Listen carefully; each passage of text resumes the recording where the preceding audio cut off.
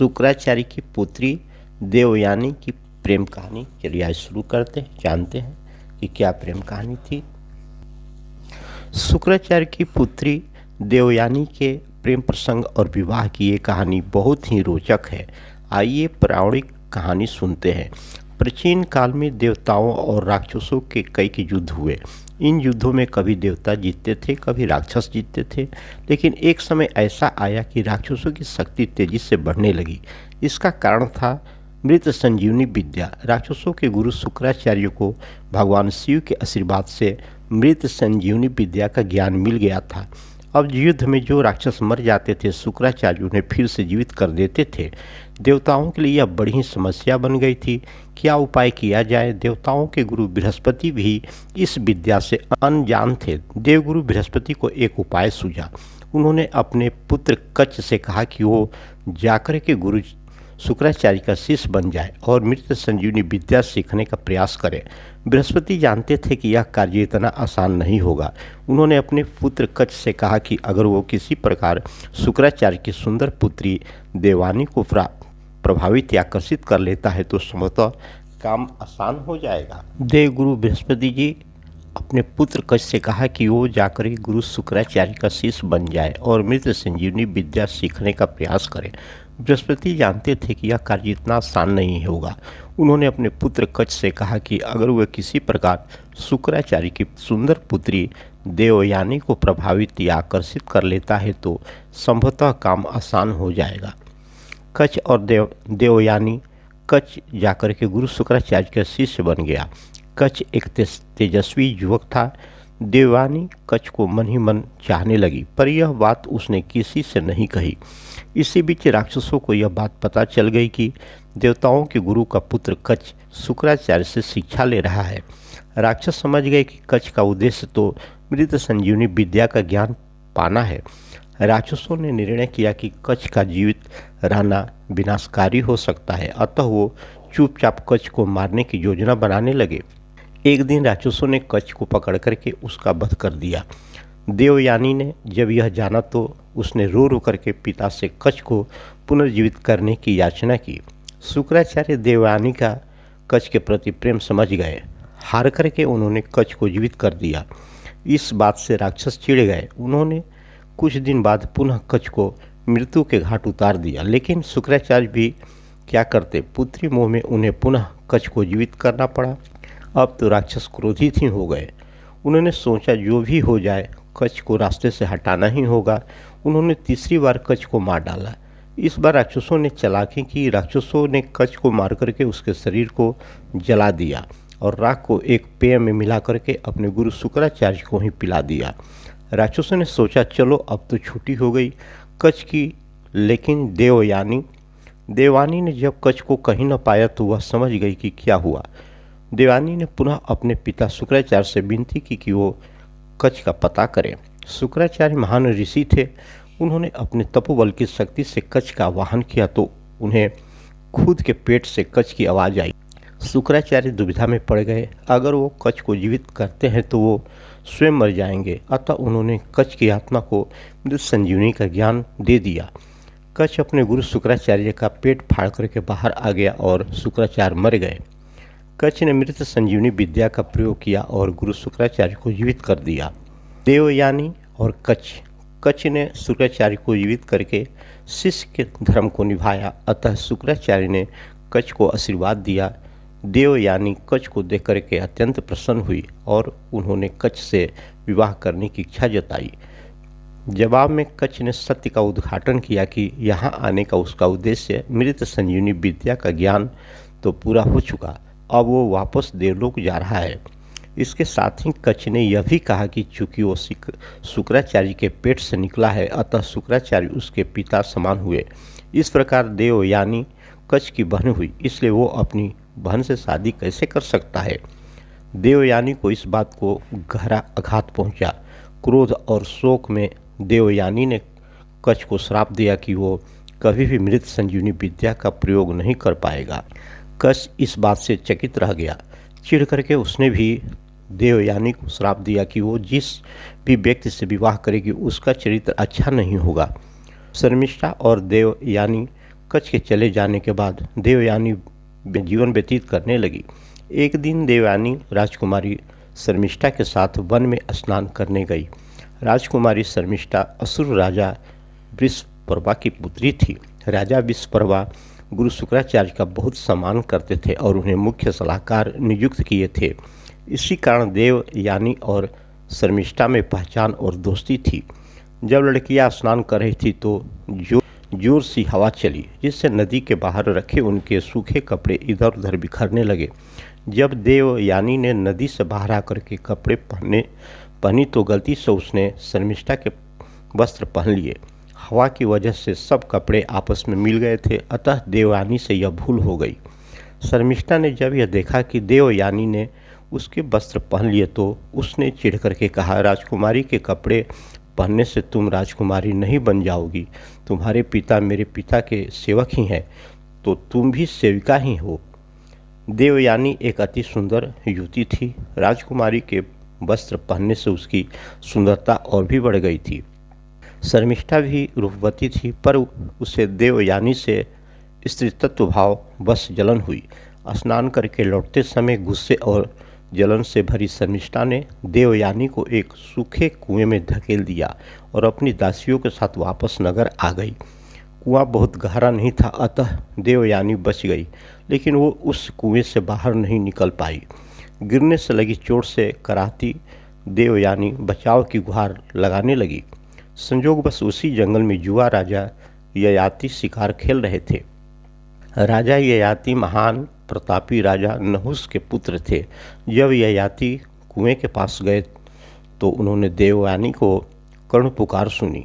राजा ययाति ने देवयानी का हाथ पकड़ करके कुएं से बाहर निकाल करके उसकी प्राण की रक्षा की।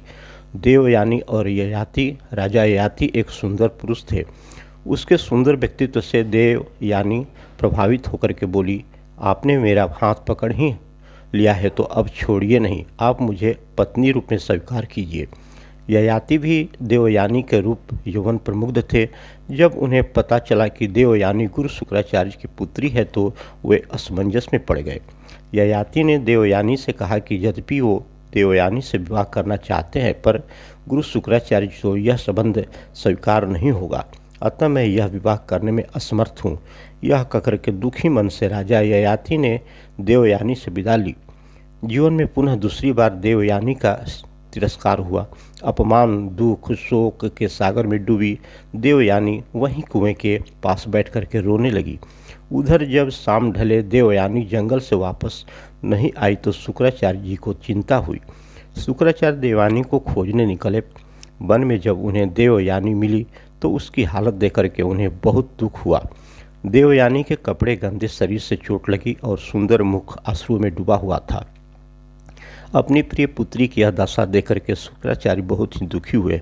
उन्होंने देवयानी से पूछा कि उसकी इस दयनीय स्थिति के लिए कौन उत्तरदायी है। देवयानी ने राजकुमारी शर्मिष्ठा की बात बताई और कहा कि राजकुमारी ने मुझे एक सेवक की पुत्री कहा और मेरा अपमान भी किया। मैं यहाँ से तब तक नहीं हिलूंगी जब तक राजकुमारी शर्मिष्ठा मेरी दासी नहीं बन जाती। यह एक अवांछित इच्छा थी, पर गुरु शुक्राचार्य इस स्थिति में अपनी प्रिय पुत्री को न कैसे कहते। शुक्राचार्य ने राजा वृषपर्वा को संदेश भेजा कि वो उनके राज्य में वापस ही नहीं लौटेंगे अगर देवयानी के इच्छा अनुसार राजकुमारी शर्मिष्ठा देवयानी की सेविका नहीं बनी तो। राजा वृषपर्वा यह बात जानते थे कि गुरु शुक्राचार्य के बिना असुरों का पतन निश्चित था। राजकुमारी शर्मिष्ठा भी यह बात जानती थी, अतः अपने वंश और राक्षस जाति के लिए उन्होंने आखिरकार देवयानी की सेविका बना करके स्वीकार कर लिया। देवयानी, शर्मिष्ठा और राजा ययाति। एक दिन देवयानी उसी वन में घूम रही थी कि पुनः उसकी मुलाकात राजा ययाति से हो गई। देवयानी और ययाति दोनों एक दूसरे को देख करके अत्यंत प्रसन्न हुए। इस बार देवयानी ययाति को अपने साथ लेकर के पिता शुक्राचार्य जी के पास पहुंची और ययाति से विवाह करने की इच्छा व्यक्त की। गुरु शुक्राचार्य ने देवयानी की इच्छा स्वीकार कर उन्होंने ययाति के साथ शर्त रखी कि जीवन में कभी भी ययाति की वजह से देवयानी के आँख से एक भी अश्रु बहना नहीं चाहिए। ययाति ने यह शर्त सहर्ष मान ली, अतः देवयानी और ययाति का विवाह हो गया। देवयानी से विवाह के बाद राजा ययाति वापस अपने राज्य प्रतिष्ठा नगरपुर, आधुनिक इलाहाबाद शहर है, वापस लौट गए और आनंदपूर्वक जीवन व्यतीत करने लगे। देवयानी के साथ सेविका राजकुमारी शर्मिष्ठा भी आई थी।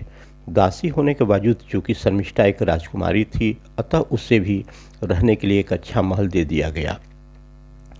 एक दिन शर्मिष्ठा अपने उद्यान में घूम रही थी कि उसका सामना उधर से गुजरते राजा ययाति से हो गई। कच के श्राप का असर कहे या शर्मिष्ठा की सुंदरता या विधि का खेल, राजा ययाति शर्मिष्ठा की सुंदरता पर मोहित हो गए। शर्मिष्ठा भी ययाति की ओर आकर्षित थी। शर्मिष्ठा ने ययाति से विनती की कि वो उसकी भावनाओं का सम्मान करते हुए उससे विवाह कर ले। इच्छा तो ययाति की भी थी, पर वो यह जानते थे कि देवयानी को पता चला तो बहुत क्रोधित होगी। देवयानी को कष्ट हुआ तो गुरु शुक्राचार्य का रोष ययाति पर टूटेगा। शर्मिष्ठा ययाति से कहती है, राजधर्म के अनुसार यह बात जरा भी अनुचित नहीं है कि एक राजा एक राजकुमारी से विवाह कर लें। अगर दोनों के मन में एक ही भाव हो तो हम दोनों के मन में एक ही भावना है, इसलिए हमें निसंकोच विवाह कर लेना चाहिए। आखिरकार ययाति शर्मिष्ठा की बातों से निरुत्तर हो गए और दोनों ने गुपचुप गंधर्व विवाह कर लिया। कुछ दिन बाद देवयानी गर्भवती हुई और उसके 2 पुत्र हुए, यदु और तदुअस्तु। उधर शर्मिष्ठा ने भी 3 पुत्रों को जन्म दिया, पुरु, अनु और दृहस्यु। देवयानी को जब पता चला कि शर्मिष्ठा के पुत्रों के पिता ययाति हैं तो उसने यह बात शुक्राचार्य से बताई। क्रोधित शुक्राचार्य ने राजा ययाति को श्राप दे दिया कि वो तुरंत ही एक वृद्ध पुरुष बन जाए। शुक्राचार्य के ययाति को श्राप देवयानी ने जब देखा कि उसका युवा सुंदर पति अब एक कुरूप बूढ़ा व्यक्ति हो गया है तो उससे कष्ट हुआ।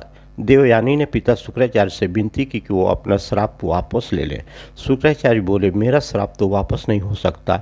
हाँ, अगर ययाति का कोई पुत्र अपनी इच्छा से अपना यौवन ययाति को दे दे तो ययाति फिर से युवा हो जाएगा।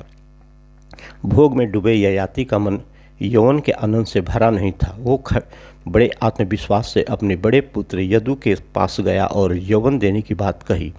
यदु ने ययाति को मना कर दिया। इस प्रकार से तदुअस्तु, अनु, दस्युअस्तु ने भी ययाति के आग्रह को ठुकरा दिया। अंत में ययाति ने अपने सबसे छोटे पुत्र पुरु से याचना की। पुरु ने सहस्र अपने पिता की बात मान ली और यौवन दे दिया। उसी पल ययाति पुनः युवा बन गए और पुरु एक वृद्ध व्यक्ति बन गया। ययाति ने आनंदपूर्वक 100 साल तक यौवन का उपभोग किया। 100 वर्ष पूरे होने के बाद भी ययाति ने जब अपने को असंतुष्ट पाया तो वह सोच में पड़ गया।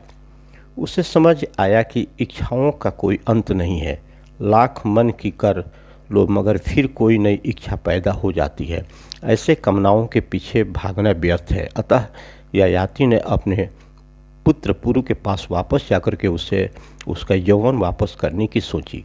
जब पुरु को अपने पिता ययाति की इच्छा पता चली तो उसने कहा, आपने पिता के आज्ञा का पालन तो मेरा कर्तव्य था। आप अगर चाहें तो कुछ समय और आनंद भोग करें, मुझे कोई कष्ट नहीं है। ययाति ने जब यह बात सुनी तो उन्हें बहुत ग्लानि हुई। ययाति पुरु की उदारता से बहुत प्रभावित हुए और सबसे छोटा होने के बावजूद उन्होंने पुरु को अपना उत्तराधिकारी घोषित कर दिया। ययाति ने पुरु को उसका यौवन वापस लौटा दिया। पुनः वृद्ध रूप में आकर के ययाति देवयानी और शर्मिष्ठा के साथ राज छोड़ करके वनप्रस्थ हो गए। आगे चल करके राजा ययाति के 5 पुत्रों ने 5 महानतम वंश का निर्माण किया। राजा यदु वंश यादव, राजा तदुअस्तु यवन वंश तुर्क, राजा अनु मलेक्ष वंश ग्रीव, राजा दस्यु भोज वंश, राजा पुरु पौरव वंश का कुरु वंश, कच्छ, देवयानी और शर्मिष्ठा। देवयानी की आपको कैसी लगी? लाइक कमेंट करके बताएं। धन्यवाद।